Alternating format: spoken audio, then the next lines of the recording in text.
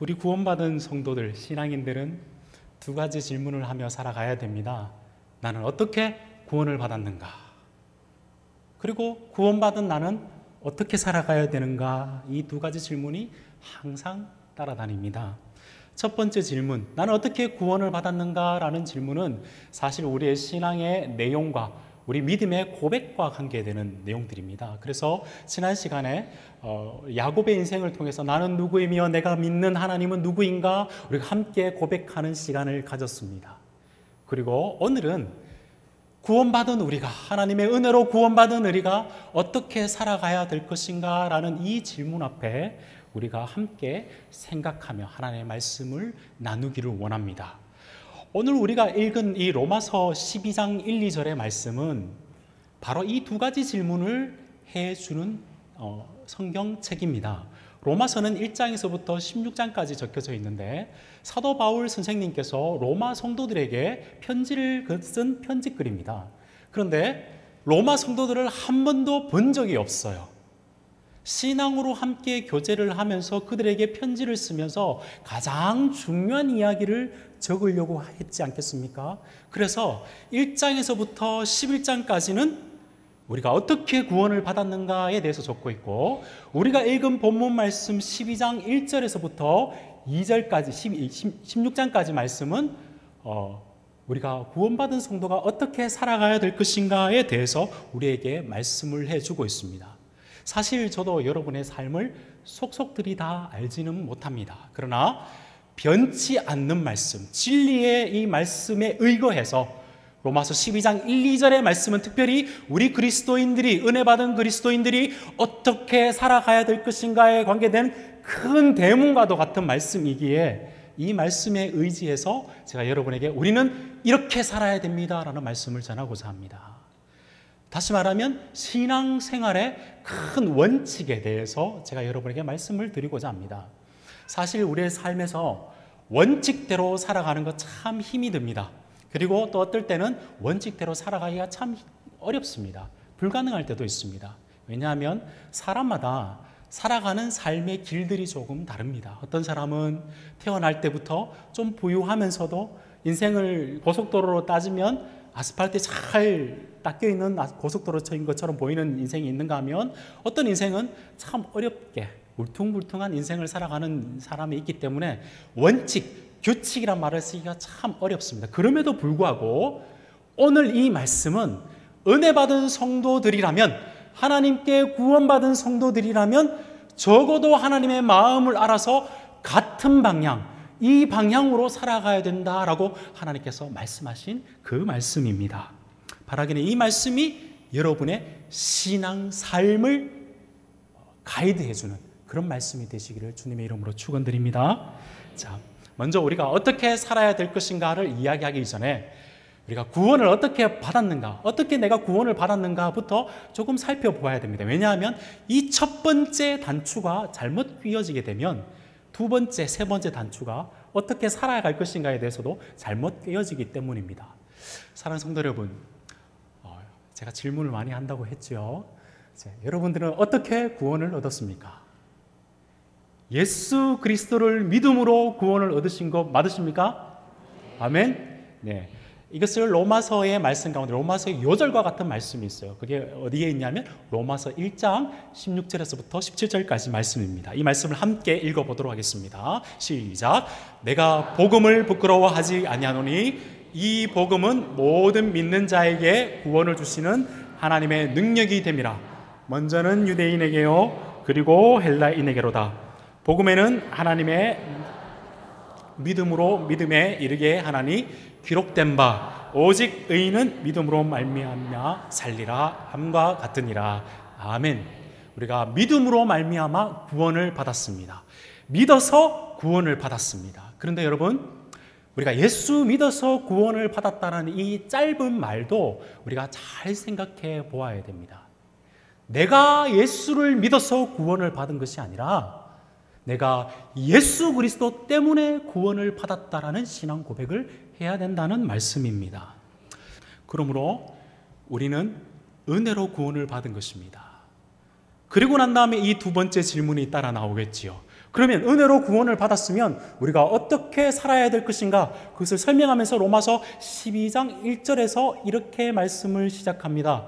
자, 함께 읽어볼까요? 1절 말씀입니다. 시작. 그러므로 형제들아, 내가 하나님의 모든 자비하심으로 너희를 권하노니 너희 몸을 하나님이 기뻐하시는 거룩한 산 제물로 드리라.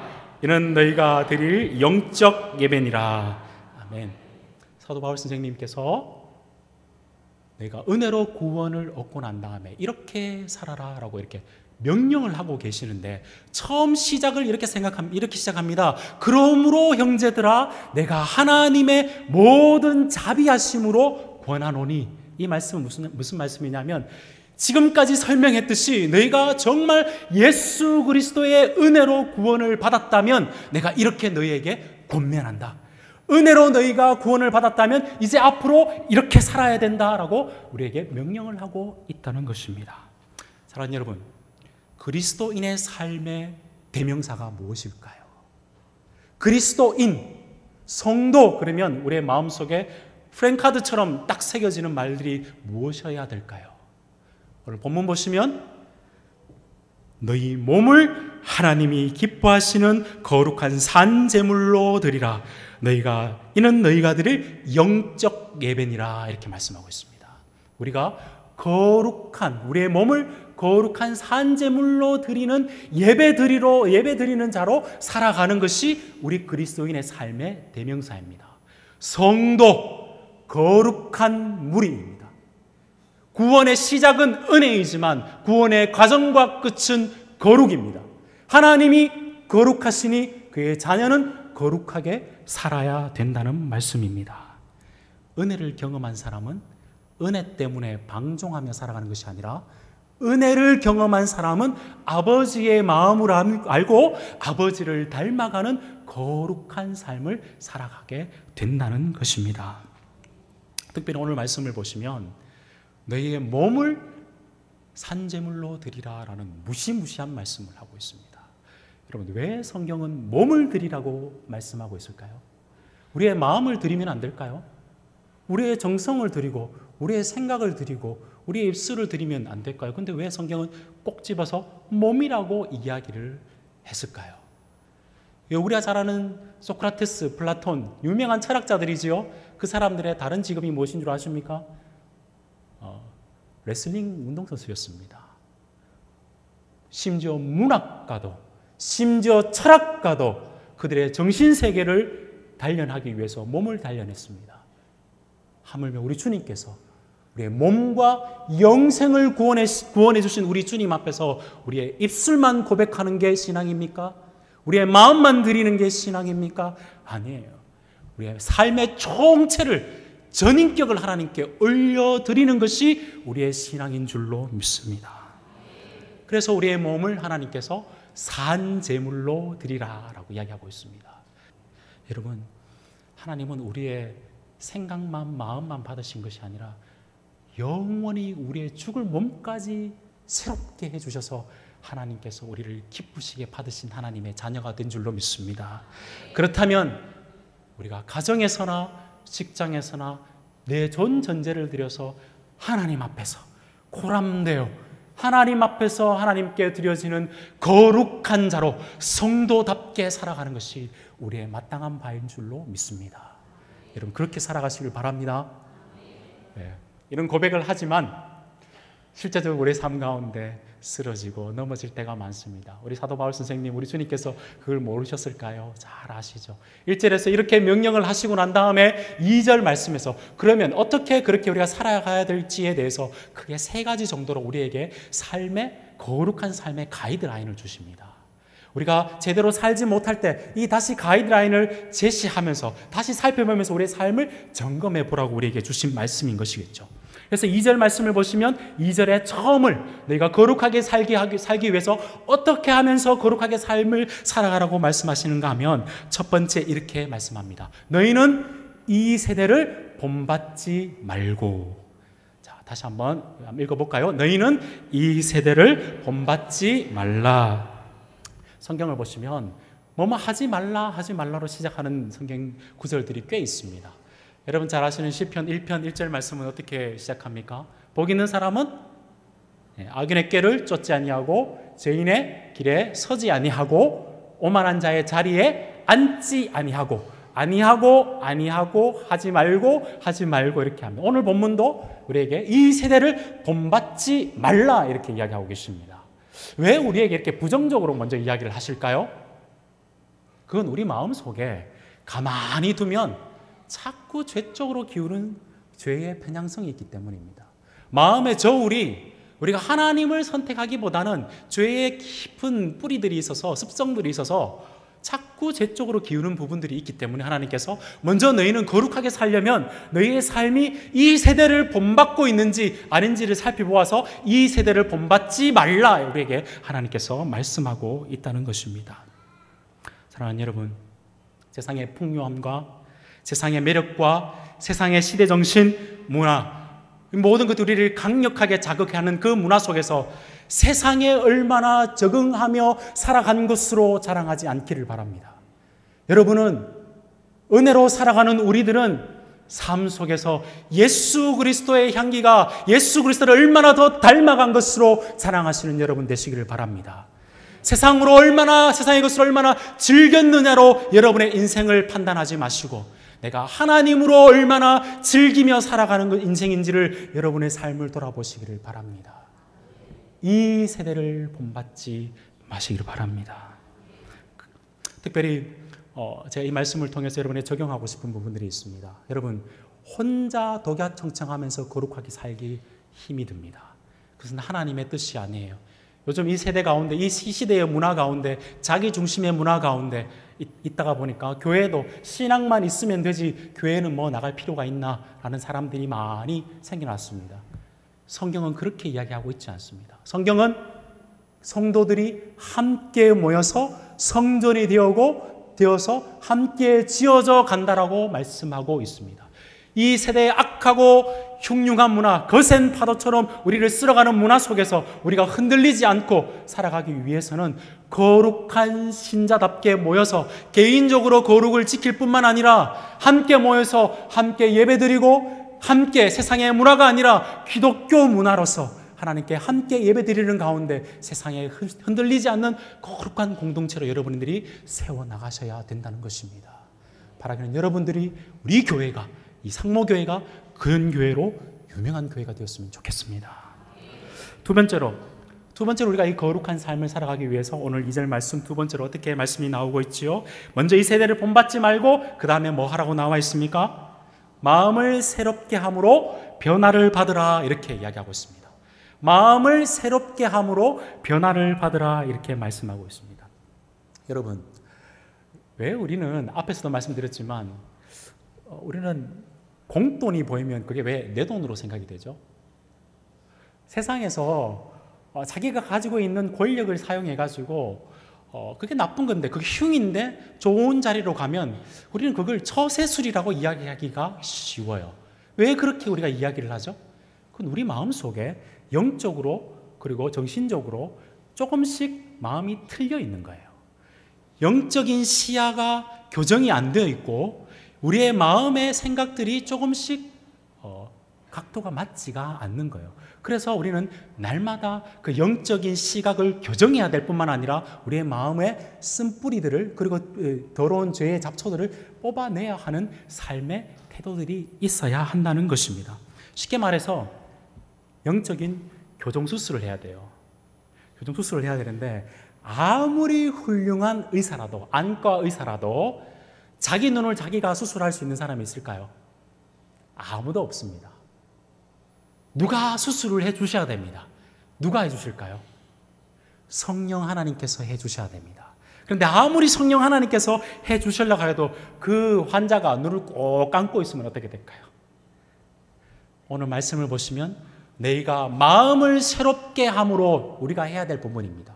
우리가 날마다 주님 앞에 나와서 영적 수술대 혹은 주님과 깊은 교제 속에서 우리의 마음을 내려놓는, 새로운 마음을 원하는 그 마음, 우리의 마음을 내려놓는 삶을 살아가야 됩니다. 그럴 때 하나님께서, 우리 성령 하나님께서 우리의 마음을 변화시켜줍니다. 그래서 마음을 새롭게 함으로 변화를 받아, 이렇게 우리에게 말씀하고 있다는 것입니다. 그래서 우리가 주님과 깊이 교제하면서 기도 가운데 우리의 마음을 주님 앞에 내어놓는 시간들, 교제하는 시간들이 필요하다는 것입니다. 거룩의 삶을 살고 성도답게 살아가면서 가기 위해서는 하나님과 깊은 교제의 시간들을 자꾸 만드셔야 돼요. 언제가 여러분들이 하나님과의 깊은 교제의 시간, 기도의 골방이 있었던 시간이 언제입니까? 하나님은 우리를 고쳐주시는데 그냥 기도로만 고쳐주시니까, 기도할 때 하나님께서 반드시 말씀의 메스를 들고 우리를 고쳐주십니다. 말씀으로 고쳐주시는데 여러분들 얼마나 그 하나님의 말씀을 사모하셔가지고 그 말씀으로 지금 내 마음속에 있는 영적 뿌리들과 죄의 습성들을 뽑아낸 적이 그때가 언제였습니까? 우리가 하나님 앞에 거룩한 삶을 살아가기 위해서는 날마다 주님 앞에서 내 마음을 내려놓고 회개하면서, 그러면서 주님께 주시는 말씀으로 우리가 새롭게 변화를 받는 삶을 끊임없이 살아가야 되는 것입니다. 신앙은 한탕주의가 아니에요. 끊임없이 과정 속에서 주님 앞에 내려놓고 주님께서 채워주시고, 주님 앞에 회개로 내려놓고 주님께서 말씀으로 채워주시고, 이 삶을 끊임없이 해나갈 때 우리의 삶이 거룩하게 변화되어 가는 것입니다. 여러분, 사도 바울 선생님이 자기의 아들과 같은 디모데에게 이렇게 말씀합니다. 이 세대가 이렇다라고 이렇게 설명합니다. 디모데후서 3장에서 이렇게 말씀합니다. 사람들이 말세가 될수록 자기를 사랑하고 자기를 자랑하고 교만하고 비방하고 부모를 거역하고 감사하지 아니하고 거룩하게 살지 않는다라고 말씀합니다. 그런가 하면 무정하고 배신하고 조급하고 쾌락을 사랑하며 하나님을 사랑하는 것보다 자기를 더 사랑한다라고 이 세대를 이야기하고 있어요. 여러분, 이 세대만 그렇습니까? 사실 우리의 마음속에도 이런 부분들이 있지 않습니까? 그렇기 때문에 우리가 주님 앞에 나아가서 깊은 교제 가운데서 회개하며 우리의 마음을 내어놓아야 돼요. 여러분, 회개는 믿지 않는 사람이 하는 게 회개가 아니에요. 회개는 성령님께서 내 마음을 움직여 주셔야 할 수 있는 겁니다. 진짜 신앙을 가진 사람은 날마다 회개하면서 주님께서 나의 만지심을 누리며 경험하며 살아가는 신자임을 믿으셔야 됩니다. 여러분, 그리고 이렇게 디모데에게 사도 바울이 이야기하고 난 다음에 이렇게 이야기합니다. 그러나 너는 배우고 확실한 일에 거하라. 너는 내가 누구에게 배운 것을 알며 또 어려서부터 성경을 알았나니 성령은 능히 너로 하여금 그리스도 예수 안에 믿음으로 말미암아 구원에 이르는 지혜가 있게 하느니라. 말씀을 잘 들어보십시오. 모든 성경은 하나님의 감동으로, 영감으로, 성령의 영감으로 된 것으로 교훈과 책망과 바르게 함과 의로 교육하기에 유익하니 이는 하나님의 사람으로 온전하게 하며 모든 선한 일을 행할 능력을 갖추게 하려 함이라. 하나님 앞에 깊은 교제와 말씀으로 인해서 때로는 우리 가운데 격려해 주시고, 때로는 말씀으로 책망하시고, 때로는 그 말씀으로 우리를 인도해 주시고, 때로는 그 말씀으로 우리를 위로해 주시는 그 말씀으로 인해서 새로운 존재로 우리가 태어나며 더욱더 그리스도를 닮아가는 자로 살아간다는 것입니다. 그런가 하면 마지막 세 번째로, 이 세대를 본받지 말고 내 마음을 새롭게 함으로 변화를 받을 뿐만 아니라 마지막 세 번째로 우리가 거룩하게 삶을 살아가기 위해서는 하나님의 선하시고 기뻐하시고 온전한 뜻이 무엇인지 분별하며 살아가라고 말씀하고 있습니다. 하나님의 선하시고 기뻐하시고 온전한 뜻이 무엇인지 분별해야 됩니다. 네, 여러분, 여기서 분별하다라는 말을 잘 생각하셔야 됩니다. 사실은 우리 성경에서 분별하다라고 쓰여 있는 이 헬라의 말은 도키마조라는 단어인데, 이 단어는 분별이라는 뜻도 있지만 동시에 어떤 뜻이 있냐면 증명하다라는 뜻이 있습니다. 그래서 영어 성경을 가지고 계신 분들을 보시면 영어에서는 prove, 증명하라는 말로 아마 번역이 되어 있을 것입니다. 이 말씀 무슨 말씀이죠? 하나님의 선하시고 온전하시고 기쁘신 뜻을 우리가 살아감으로 우리의 삶을 통해서 하나님의 뜻이 무엇인지 증명하는 삶을 살아가라는 뜻입니다. 우리는 하나님의 뜻 그러면 하나님을 내비게이션으로 생각하시는 분들이 많아요. 하나님 오른쪽으로 갈까요? 하나님 왼쪽으로 갈까요? 이렇게 하나님 앞에 물어볼 때가 많습니다. 맞아요. 그것도 물어봐야 됩니다. 하나님께서 세밀하게 우리에게 말씀해 줄 때도 있습니다. 그러나 성경에서 하나님의 뜻이라고 말하는 뜻은 16번이 쓰였는데 오른쪽 왼쪽으로 쓰였다기보다는 하나님의 마음을 알아서 하나님의 생각을 알아서 그 생각대로 살아가라고 할 때에 하나님의 뜻이라고 우리에게 가르쳐 주고 있습니다. 가끔 성도님들 가운데 제가 옛날에 사역할 때 그런 질문을 받은 적이 있습니다.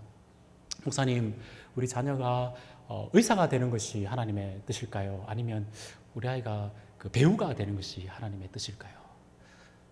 제 대답이 뭘까요? 공부를 좀 잘하면 의사하는 게 하나님의 뜻일 거고요.